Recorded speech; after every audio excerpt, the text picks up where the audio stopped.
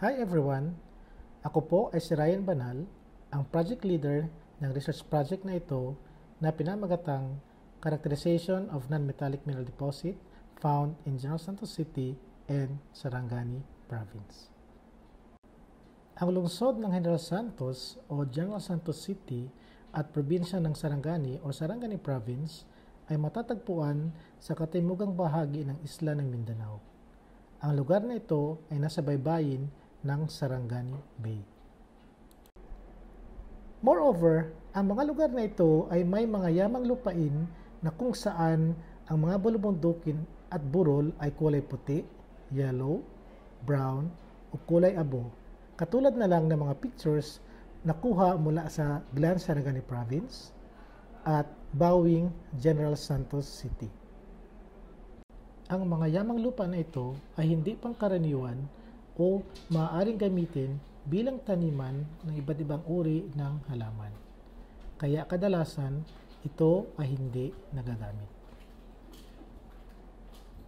Or kung may paggagamitan man, ito ay ginagamit for landscaping or beautification purposes at filling kapag may ginagawang bagong kalsada. Ang isla ng Mindanao ay mayaman sa iba't ibang uri ng metallic at non-metallic minerals. Datapwat ang metallic mineral kagaya ng ginto at copper ay natukoy na, ang mga non-metallic minerals naman katulad ng matatagpuan sa Sarangani Province at General Santos City ay hindi pa natutukoy kung anong klaseng mineral ito. Dahil dito, ang layunin ng saliksik na ito ay upang tukuyin kung anong klaseng non-metallic mineral ang matatagpuan sa General Santos City at Sarangani Province.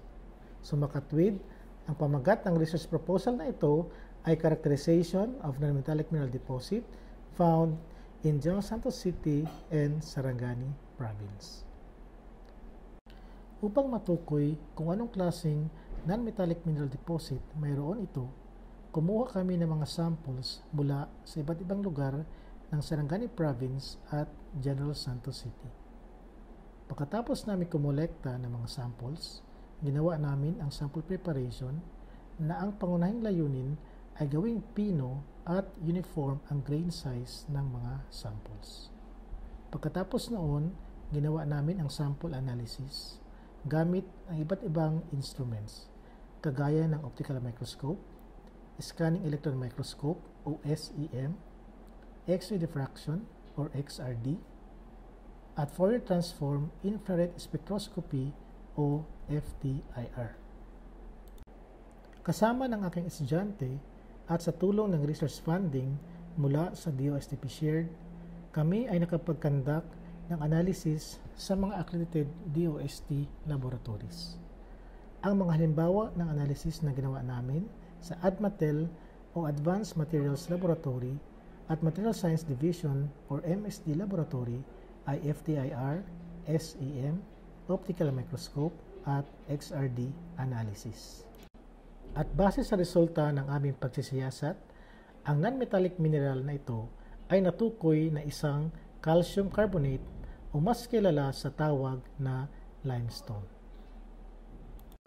Dahil sa resulta ng research study, inaasahan namin na mas magkakaroon ng scientific basis ang komunidad kung saan matatagpuan ang limestone deposit na ito ng tamang kaalaman kung paano ito gagamitin.